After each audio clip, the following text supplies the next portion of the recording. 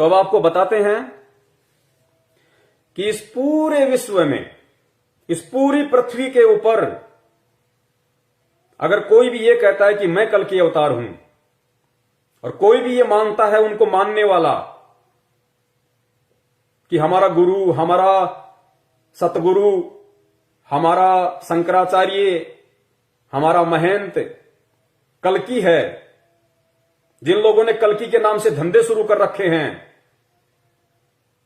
किसी के भी मस्तिष्क पे जो धार्मिक नेता है, धार्मिक, क्योंकि यहां पे स्पिरिचुअलिटी की बात हो रही है, यहां पे उस सायरन की बात हो रही है, जो हिंदू धार्मिक नेता होगा, जो गुरु होगा,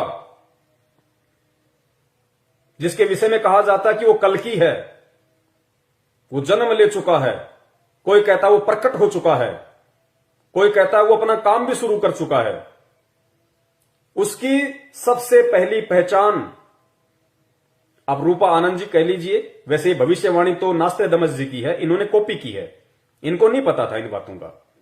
तो उसकी पहचान इन्होंने बताई कि जो आंखों की दोनों बोहें हैं उनके मध्य वी का निशान होगा, अर्ध चंद्रमा का निशान होगा। तो अब वीडियो आगे जो बनने जा रहा है, अब यहां से मुझे सारे प्रमाण आप लोगों को दिखाने पड़ेंगे। मैं बहुत सारे लोगों का नाम बताऊंगा, लेकिन फिट किसके ऊपर बैठेगा ये आपने डिसाइड करना है। तो इस पूरी पृथ्वी पे, इस पूरे ब्रह्मांड में, खाली पृथ्वी नहीं, इस पूरे ब्रह्मांड में आध्यात्मिक क्षेत्र में यदि कोई संत है, महात्मा है, और जिसके विषय में, जिसको टारगेट करके नास्त्रेदमस जी ने बरसों पहले भविष्यवाणी की थी कि वो जो हिंदू सायरन, हिंदू संत होगा,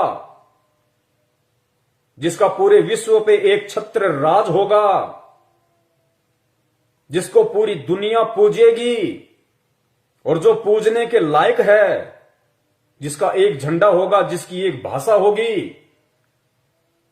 बड़े बड़े राष्ट्रों के राष्ट्र अध्यक्ष यानी प्रधानमंत्री, राष्ट्रपति अपने राजकाज की शुरुआत उससे सलाह लेके किया करेंगे, यानी वो उन सब का धार्मिक गुरु होगा। उसके दोनों बाहों के बीच में वी का निशान होगा, अर्ध चंद्र बिंदु, अर्ध चंद्र आधा चंद्रमा की तरह होगा। और इस पूरे विश्व में अगर ये पहचान किसी आध्यात्मिक संत, महंत या गुरु के ऊपर फिट बैठती है, पूरे विश्व में वो केवल एक ही महापुरुष है। उस महापुरुष का वो पवित्र नाम लेने से पहले, उस महापुरुष का वो पवित्र नाम लेने से पहले, क्योंकि बाइबल में एक जगह जिक्र आता है कि यहूदी लोग अपने परमेश्वर का नाम लेने से पहले जब वो बाइबल को पढ़ा करते थे, तो बाइबल में उस महापुरुष का, उस परमेश्वर का, जिसे भी वो कहते हैं या जानते हैं, मानते हैं, उनका नाम लेने से पहले वो लोग नहाया करते थे, स्नान किया करते थे कि हमारे खुदा का इतना नाम पवित्र है, इतना पाक है कि बगैर नहाए हम उसका नाम नहीं लेते थे। तो पुण्यात्माओं, जो पूरे विश्व की काया पलटेगा, विनाश के समय में उन आत्माओं को बचाएगा अपनी पावर से, जो प्राकृतिक आपदाओं को रोकने में समर्थ है, यूं हाथ कर देगा, अगर गिरता हुआ ग्लेशियर होगा वहीं टिक जाएगा, यूं हाथ कर देगा, सूरज अपनी जगह स्टेबल हो जाएगा। वो परम शक्ति है इस भारत देश की पवित्र भूमि पे। उस परम शक्ति का नाम लेने से पहले जितने भी आत्माएं उस परम सत्ता के संपर्क में हैं, मैं उन सभी से निवेदन करूंगा कि हम 2 मिनट के लिए उस वर्तमान के कल्कि अवतार, उस सुप्रीम, उस सायरन धार्मिक नेता, उस गॉड परमेश्वर अल्लाह का वो पाक पवित्र नाम सोशल मीडिया के माध्यम से, इस इंटरनेट के माध्यम से देश दुनिया तक पहुंचाने के लिए, लोगों को बताने से पहले 2 मिनट के लिए हम उनके चरणों की वंदना करेंगे। हम मानसिक उनके चरणों की सेवा करेंगे। उनके चरणों के ऊपर मानसिक क्रिया से स्वच्छ जल डालकर नीचे एक स्वच्छ पात्र रखकर फिर हम उनके मानसिक क्रिया से उस चरणा अमृत का पान करेंगे। उसके बाद हम उस महापुरुष का नाम इस जुबान से पूरे देश और दुनिया को आज इस लाइव शंका समाधान के माध्यम से बताएंगे।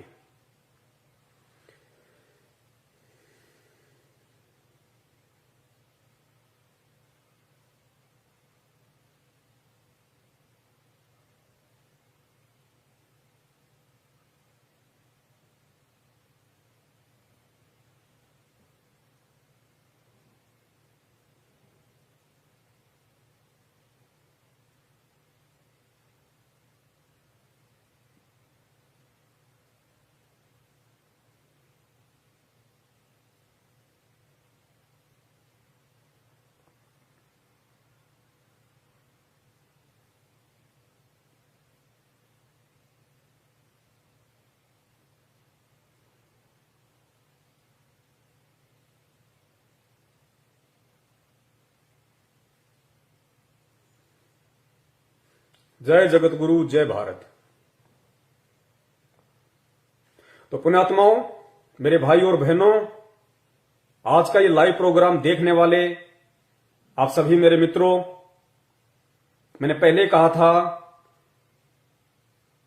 श्री रामचंद्र जी त्रेता युग में आए थे तो कोई जानवर बन के नहीं आए थे, इंसान के रूप में आए थे, सर पे सींग लगा के नहीं आए थे। लेकिन उस समय वो विष्णु जी थे, विष्णु जी के अवतार थे। लेकिन इतिहास उठा के देख लो, क्या त्रेता युग में जिस समय वे धरती पे मौजूद थे, क्या किसी ने उनको भगवान विष्णु का अवतार माना? क्या किसी ने उनको भगवान की दृष्टि से देखा? किसी ने नहीं देखा। लोगों ने उनके साथ में वैर भाव किया।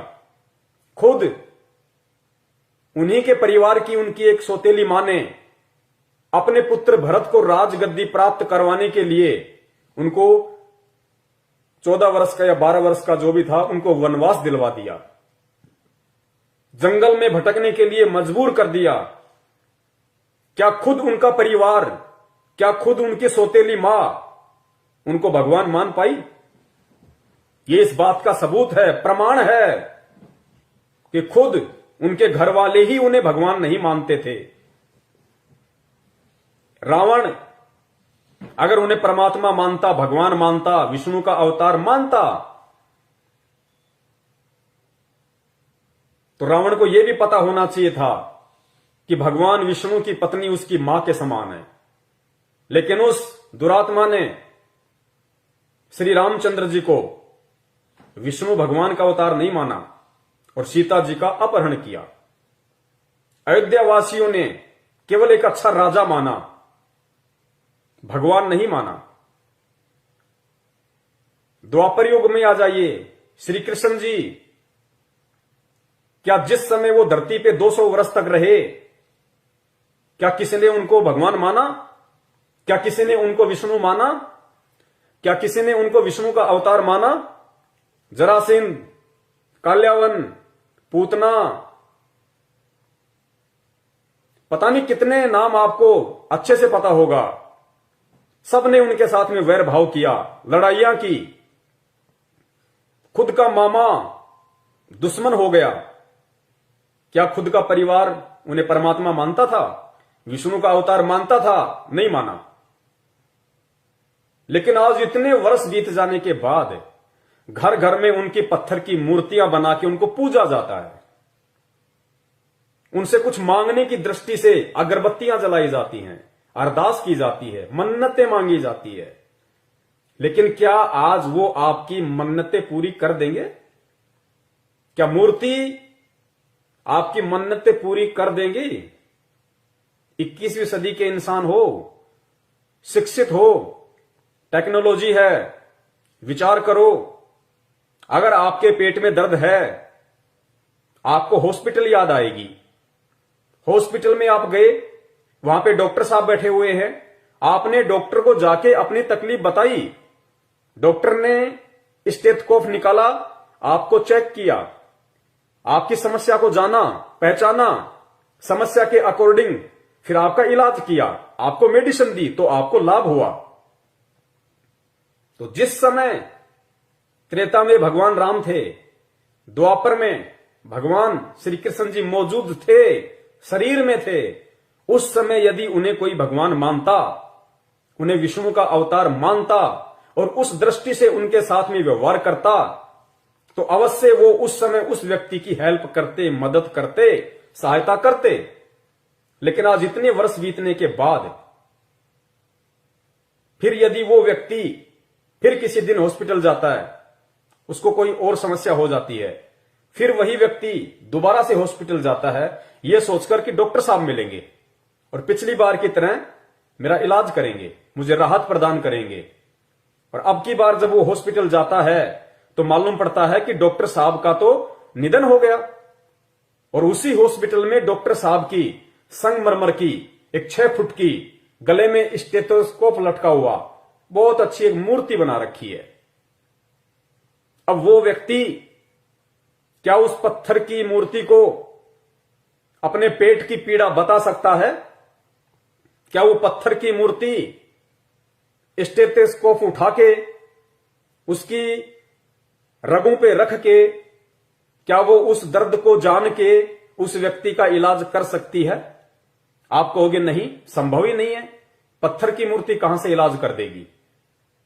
वो तो जब मौजूद थे डॉक्टर साहब तो खुद वो चेक करते, देखते, जानते, पहचानते, फिर उसको कोई मेडिसिन देते, तो उस व्यक्ति को लाभ होना था। अब इस डॉक्टर साहब की पत्थर की मूर्ति के आगे चाहे अगरबत्ती करो, चाहे दंडवत करो, चाहे हाथ जोड़ो, चाहे कितना ही सुबह से शाम तक बोलते रहो, चीखते रहो, चिल्लाते रहो, वो डॉक्टर वो पत्थर की मूर्ति के कान ना तुम्हारी आवाज को सुन सकते हैं और उस पत्थर की मूर्ति की आंखें ना तुम्हारे दर्द को देख सकती है। तो इलाज कैसे होगा? यही स्थिति वर्तमान में श्री कृष्ण और श्री रामचंद्र जी की मूर्ति बना के, भगवान मान के जो पूजा जा रहा है, आप कंपेयर कर लीजिए। ये शिक्षा आपको परमेश्वर ने इसीलिए दी है कि आप समझें, आंखें खोलें। मानव शरीर केवल परमात्मा प्राप्ति के लिए मिलता है, भक्ति करने के लिए मिलता है, आडंबर और पाखंड के लिए नहीं मिलता है। तो आज वो पत्थर की मूर्तियां हमें कदापि लाभ नहीं दे सकती। तो कहने का मतलब है, आज आपको जिस सुप्रीम का नाम बताया जा रहा है, जिस अवतारी शक्ति के विषय में बताया जा रहा है, अगर आप समझदार हो, 21वीं सदी के सभ्य इंसान हो और वास्तव में यदि आपको लाभ लेना है, तो वो परम शक्ति आज इस पृथ्वी पे ठीक उसी प्रकार मानव शरीर में प्रकट है, मानव शरीर में विद्यमान है। जिस प्रकार त्रेता में श्री रामचंद्र जी थे, द्वापर में श्री कृष्ण चंद्र जी थे। तो लाभ लेना है तो उनके विषय में जान के, बहुत अच्छे से पहचान के और विचार करके, मनन करके, मंथन करके निष्कर्ष निकालना वीडियो एंड तक देख के, क्योंकि अभी शुरुआत है, अभी केवल भूमिका बनी है। उस महान शक्ति का आपको नाम बताया जाएगा और नाम बताने के बाद में फिर इन भविष्य वक्ताओं की भविष्यवाणियों के आधार से आपको पहचान करवाई जाएगी।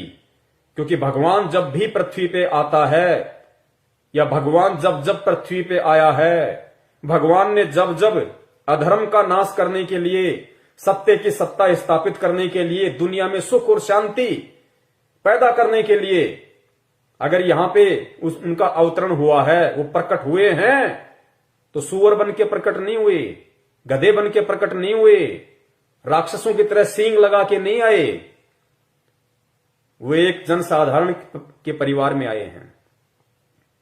दशरथ के घर में रामचंद्र जी आए,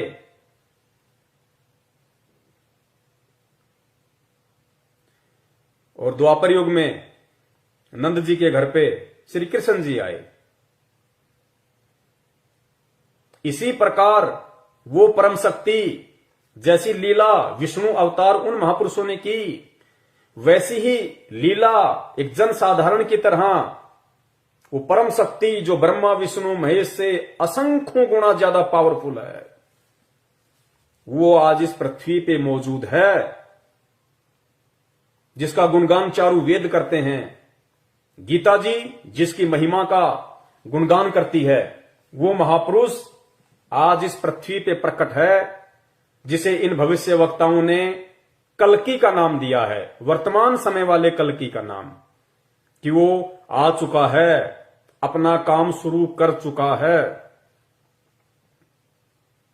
और प्रथम पहचान के रूप में रूपा आनंद जी ने नास्त्रेदमस की भविष्यवाणी का हवाला देते हुए और उत्तराखंड के सभी साधु संतों की मीटिंग के बाद में जो पहचान बताई गई कि वो जो कल्कि होगा, जो महापुरुष होगा, जो अवतारी शक्ति होगी, जिसके बराबर कोई भी समर्थ नहीं होगा,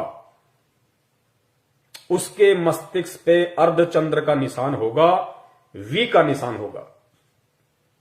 तो वो परम शक्ति, वो महापुरुष, वो साइरन द ग्रेट, वो नास्त्रेदमस का हिंदू नेता, वो ब्रह्मा विष्णु महेश दुर्गा और काल का पालक, जो उनका भी पेट भर रहा है, और जो आज एक सामान्य व्यक्ति की भूमिका में इस भारत देश की पवित्र भूमि पे प्रकट है, उनके चरण कमल इस पृथ्वी को स्पर्श कर रहे हैं। वो परम शक्ति गांव धनाना, जिला सोनीपत, हरियाणा, और उस परम शक्ति का नाम है परम पूज्य परम पिता परमेश्वर, सारी सृष्टि के रचनहार, कुल मालिक कबीर साहेब सतगुरु रामपाल जी महाराज। बंदी छोड़ सतगुरु रामपाल जी महाराज की जय हो।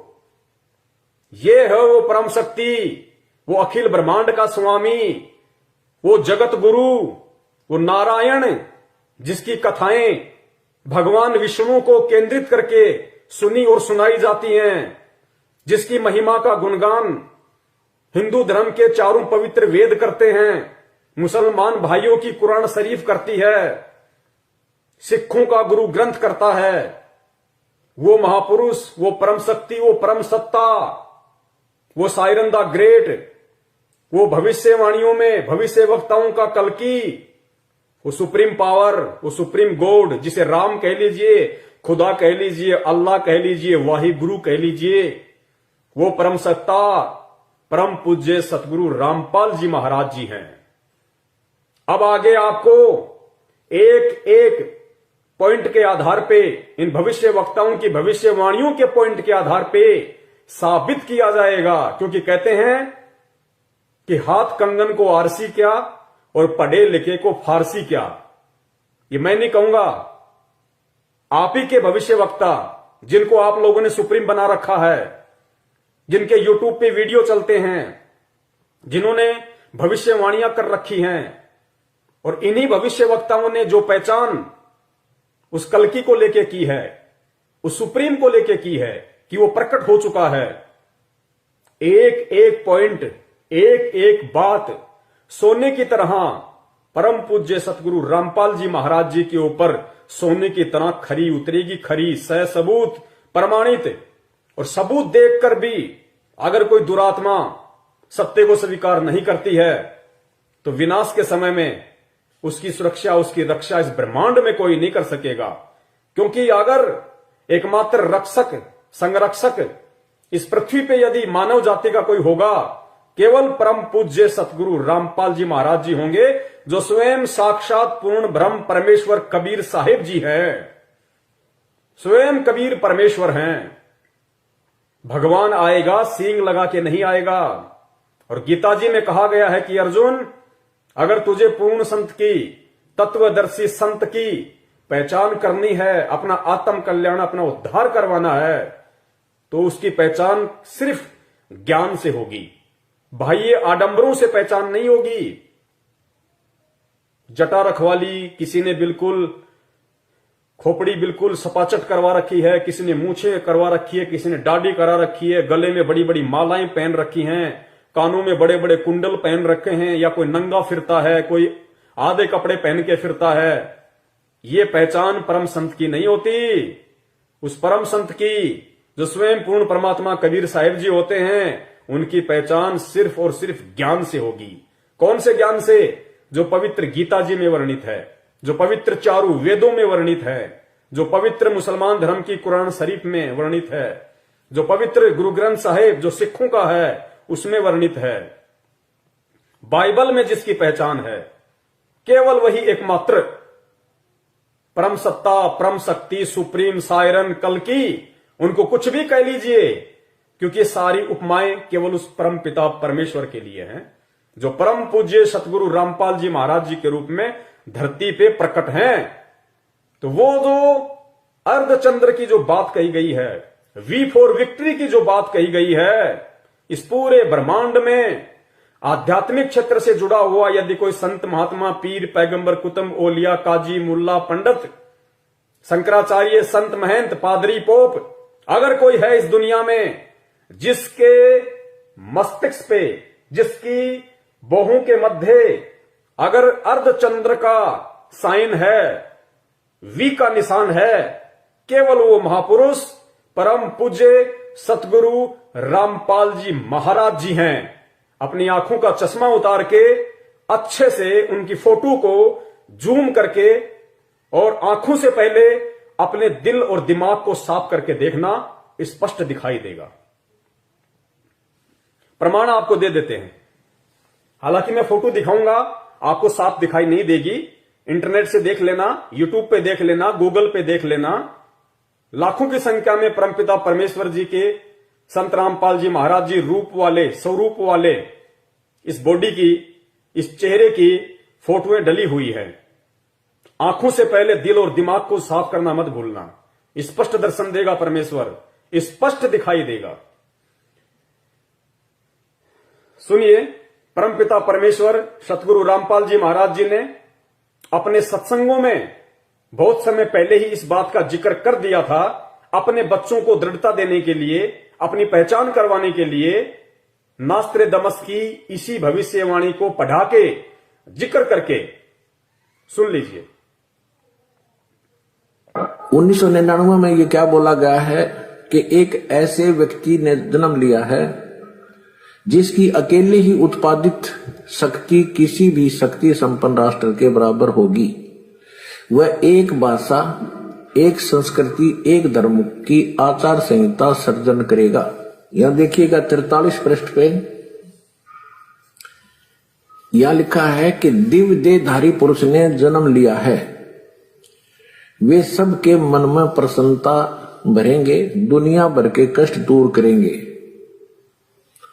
अन्यायी और अत्याचारियों को भी वह ठीक करेंगे। रात्रि के प्रथम पहर में जब मैं प्रगाढ़ निद्रा में होता हूं तो स्वप्न में एक दिव्य पुरुष को देखता हूं, दिव्य व्यक्ति को। किसी जलाशय के निकट बैठे हुए इस योगी के मस्तक में दोनों भावों के जहां मिलती हैं तो उसमें अर्ध चंद्रमा के दर्श होते हैं। उसके बाल सफेद हैं, सुबर वेशभूषा है यानी साधारण सुंदर, वर्ण गौर है, गोरा कलर है, तथा पैरों में चर्म विहीन पाहन यानी पादुकाएं हैं। बिना चमड़े की जूतियां पहनता है। आज तो हमने पूरे अनुयायियों से कोई बैन लगा रखा है कि चमड़े की जूती तुमने पहननी है, नहीं मैं तो पहनूं था कितने। देखिए, परमपिता परमेश्वर जी ने, जो दुनिया का सायरन है, दुनिया की नजरों में कल्कि है, महापुरुष है, उन्होंने अपने बच्चों को सत्संग के माध्यम से काफी वर्ष पहले ये संकेत कर दिया था, इशारा कर दिया था, नास्त्रेदमस जी की भविष्यवाणी का जिक्र करते हुए। उन्होंने जो अर्धचंद्र की बात अपने सत्संग में बताई है, लेकिन खुल के नहीं बताया, क्योंकि अब वो ये नहीं कहेंगे कि बच्चों मेरे मस्तिष्क पे अर्धचंद्र का निशान है। समझदार को संकेत काफी होता है। आगे नास्त्रेदमस जी ने कहा कि वो जो हिंदू संत होगा, वो जो सायरन होगा, वो चर्म विहीन पादुकाएं पहनेगा। चर्म विहीन मतलब बिना चमड़े के चप्पल और जूते पहनेगा।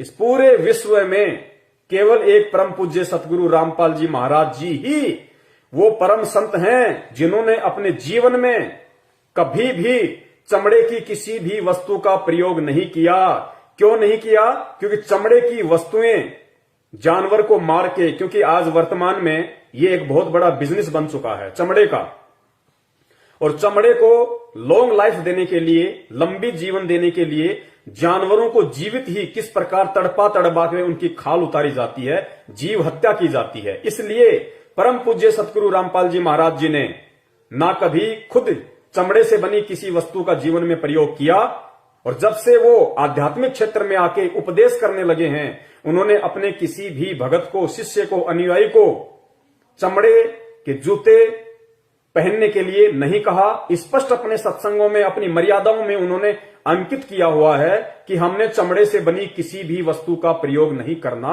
है। ये चमड़े की बात उन्होंने स्पष्ट रूप से कही, और साथ ही ये कहा कि मैं तो खुद अपने भक्तों को चमड़े के जूते, बेल्ट, परस या कोई भी वस्तु प्रयोग करने के लिए मना करता हूं, तो मैं तो पहनता ही कहां। ये इन्होंने स्पष्ट यहां पे बोल दिया। लेकिन वो माथे में जो चंद्र वाला निशान है वो नहीं कहेंगे सत्संग करते समय कि देखो बच्चों वो मेरे मस्तिष्क के ऊपर है। वो संकेत है, समझने वाले समझ गए होंगे, वरना समय आने पे तो खुलासा होना ही होना था, जिस प्रकार इंटरनेट के माध्यम से आज हो रहा है। तो ये है वो परम शक्ति, ये है वो परम सत्ता, जिनके ऊपर इस देश दुनिया के प्रसिद्ध हो या सुप्रसिद्ध हो, छोटा हो या बड़ा हो, नामी हो या गिरामी हो, कोई भी भविष्यवक्ता हो, उनकी भविष्यवाणी का प्रत्येक पॉइंट अगर इस विश्व में किसी संत महात्मा के ऊपर फिट बैठेगा तो केवल वो एक ही नाम है, परम पिता परमेश्वर सतगुरु रामपाल जी महाराज। ये दो भविष्यवाणियां जो रूपा आनंद ने जिक्र किया, मस्तिष्क के ऊपर अर्धचंद्र का निशान, वी फॉर विक्ट्री, केवल परम पूज्य सतगुरु रामपाल जी महाराज जी पे ही आपको ये निशानी मिलेगी। अन्य जितने भी संत महंत शंकराचार्यों के शिष्य भगत अगर ये प्रोग्राम देख रहे हो तो आप अपने गुरुदेव के मस्तिष्क पे कभी आपको उनसे मिलने का मौका मिले, आराम से चश्मा उतार के देख लेना, आपको ये साइन नहीं मिलेगा। केवल उसी पे मिलेगा जो पूर्ण ब्रह्म परमेश्वर है, साक्षात कबीर देव है। दूसरा, नास्त्रोदामस ने चमड़े का जिक्र किया, तो ये भी केवल सिर्फ और सिर्फ उसी परम संत के ऊपर खरा उतरेगा, क्योंकि भविष्यवाणी बहुत समय पहले हो चुकी थी और परमपिता परमेश्वर ने कभी भी चमड़े से बनी वस्तुओं का उपयोग नहीं किया। उल्टा अपने शिष्यों को भी प्रयोग करने से सीधा सीधा मना करते हैं कि अगर मेरी इन मर्यादाओं का कोई उल्लंघन करेगा उसे मेरा शिष्य कहलाने का कोई अधिकार नहीं है। स्पष्ट तौर पे वे मना करते हैं कि मुझे आश्रम में भीड़ इकट्ठा नहीं करनी है। आगे चलते हैं, आगे देखिए, रूपा आनंद ने संत जय गुरुदेव जी की जिस भविष्यवाणी का जिक्र किया था, देखिए जय गुरुदेव जी की भविष्यवाणी इस पूरे ब्रह्मांड में, इस पूरी पृथ्वी पे अगर किसी आध्यात्मिक क्षेत्र से जुड़े हुए संत महात्मा गुरु से मिलती है तो वो केवल एकमात्र परम पूज्य सतगुरु रामपाल जी महाराज जी हैं। 8 सितंबर 1971 को ये पूरी दुनिया जानती है, शाकाहारी बाल संघ जो पत्रिका है, आज से लगभग 50 वर्ष पहले जो छपने लगी थी, जय गुरुदेव पंथ के मेरे भाई बहन अच्छे से जानते होंगे इस बात को कि संत तुलसीदास जी ने शाकाहारी बाल संघ एक पत्रिका निकाली थी और उन्होंने जितनी भी भविष्यवाणियां की, वो भविष्यवाणियां उस समय उन पत्रिकाओं में लिखी जाती थी, उनका प्रचार प्रसार किया जाता था। और जय गुरुदेव जी की जो एक भविष्यवाणी है उसके विषय में आध्यात्मिक क्षेत्र से जुड़े हुआ लगभग प्रत्येक व्यक्ति परिचित है। 8 सितंबर 1971 को उन्होंने क्या भविष्यवाणी की थी? उन्होंने कहा था कि जिस अवतारी शक्ति के विषय में मैं बार बार जिक्र करता हूं, जिसके विषय में मैं हर बार कहता हूं कि विनाश का समय आने वाला है, घोर कलयुग आने वाला है, उस विनाश के समय में यदि कोई बचाव करेगा, रक्षा करेगा, केवल वो अवतारी महापुरुष है जिसका एक झंडा होगा, जिसकी एक भाषा होगी। एक झंडा और एक भाषा का मतलब क्या है? एक झंडे का मतलब है जिसका एक छत्र राज होगा और एक भाषा का मतलब पूरे विश्व में केवल उसी का एक ज्ञान होगा, जिसका एक झंडा और जिसकी एक भाषा होगी। पूरे विश्व में केवल उसी का राज होगा और पूरे विश्व में केवल उसी का एकमात्र ज्ञान होगा। उसको कहते हैं एक झंडा और एक भाषा। तो 8 सितंबर 1971 को जय गुरुदेव जी ने सार्वजनिक तौर पे सत्संग करते हुए कहा था कि आज वो महापुरुष जिसके विषय में मैं बार बार जिक्र करता हूं, जो देश दुनिया की काया पलट करके रख देगा, आज वो महापुरुष 8 सितंबर 1971 को पूरे 20 वर्ष का हो चुका है। पूरे 20 वर्ष का एग्जिट। और अगर अभी से उसका पता बता दूं तो लोग उसके पीछे पड़ जाएंगे। अभी ऊपर से आदेश पता बताने का नहीं हो रहा है।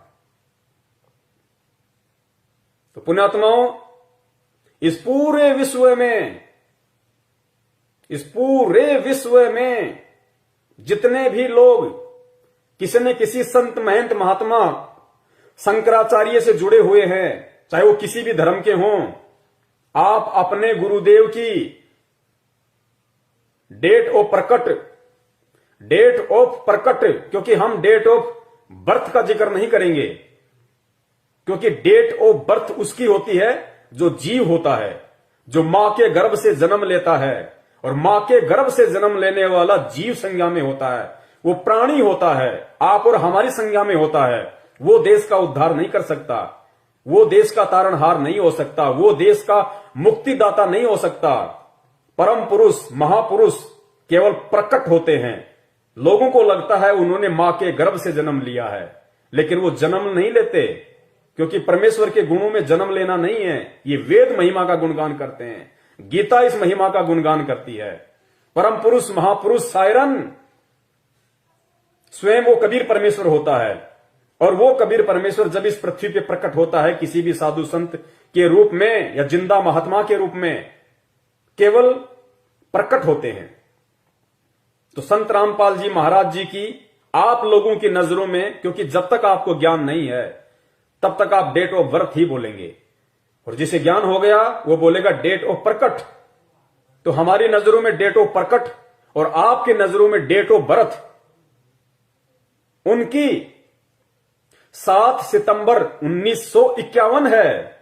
7 सितंबर 1951, जिसके विषय में जय गुरुदेव पंथ के संत तुलसीदास जी ने डंके की चोट पे पूरी देश दुनिया के सामने खुले तौर पे जो सत्संग करते थे, उन्होंने कहा था कि वो परम पुरुष, क्योंकि जय गुरुदेव जी एक संत थे, आध्यात्मिक क्षेत्र से जुड़े हुए थे, पूर्व जन्म की भक्ति उनके पास में थी, और परमात्मा ने पृथ्वी पे आने के बाद अपनी उपस्थिति दर्ज करवानी थी। ये भविष्यवाणियां करवा के, क्योंकि आगे चल के फिर ये भविष्यवाणियां कोई बताएगा, कोई समझाएगा कि किस महापुरुष पे फिट बैठ रही हैं। वो हाथी कौन है जिसके कपड़े लोगों ने पहले सीन के तैयार रख दिए, वो हाथी कौन है। सो संत जय गुरुदेव की जो भविष्यवाणी है, जो ये कपड़ा है केवल हाथी पर ही फिट बैठेगा, गधे पे या झोटे पे अगर कोई फिट बैठाने की कोशिश करेगा तो नहीं बैठेगी, मजाक बनवाएगा अपना आने वाले इतिहास में। तो 8 सितंबर 1971 को जय गुरुदेव जी ने कहा था कि वो महापुरुष, वो अवतारी महापुरुष जो पृथ्वी पे प्रकट हो चुका है, वो आज पूरे 20 वर्ष का हो चुका है। तो 8 सितंबर 1971 को यदि कोई 20 वर्ष का हुआ था आध्यात्मिक क्षेत्र से जुड़ा हुआ व्यक्ति, वो केवल परम पूज्य सतगुरु रामपाल जी महाराज हैं। आप उनकी डेट ऑफ बर्थ निकाल के देख सकते हैं, गूगल पे मंगवा सकते हैं, पैन कार्ड, आधार कार्ड, लाइसेंस, कुछ भी। उनकी डेट ऑफ बर्थ उस समय पूरी 20 वर्ष की हो चुकी थी। तो संत जय गुरुदेव जी की भविष्यवाणी अगर इस विश्व में किसी संत महात्मा पे फिट बैठती है, वो केवल परम पूज्य सतगुरु रामपाल जी महाराज जी हैं, अन्य कोई नहीं है। चाहे कितनी ही कोशिश क्यों ना कर लो, फर्जी बनवा नहीं सकते, क्योंकि पूरी दुनिया के सामने है। अब कोई पलट नहीं सकता, क्योंकि सबके डेट ऑफ बर्थ पूरी दुनिया के सामने है। इसलिए जो समझदार व्यक्ति होगा, जो बुद्धिमान व्यक्ति होगा, जो परमात्मा प्रेमी आत्मा होगी, उसको ये सारे प्रमाण और किस व्यक्ति पे फिट बैठ रहे हैं उसको स्वीकार करने चाहिए, स्वीकार कर लेने चाहिए और अपना आत्म कल्याण उस महापुरुष की शरण में आके करवा लेना चाहिए। अब सुनिए परम पूज्य सतगुरु रामपाल जी महाराज जी का एक छोटा सा सत्संग, जिसमें उन्होंने जय गुरुदेव पंथ के संत तुलसीदास जी की उस भविष्यवाणी को उन्हीं की शाकाहारी पत्रिका से पढ़ के बनाया, सुनाया है। सुनिए।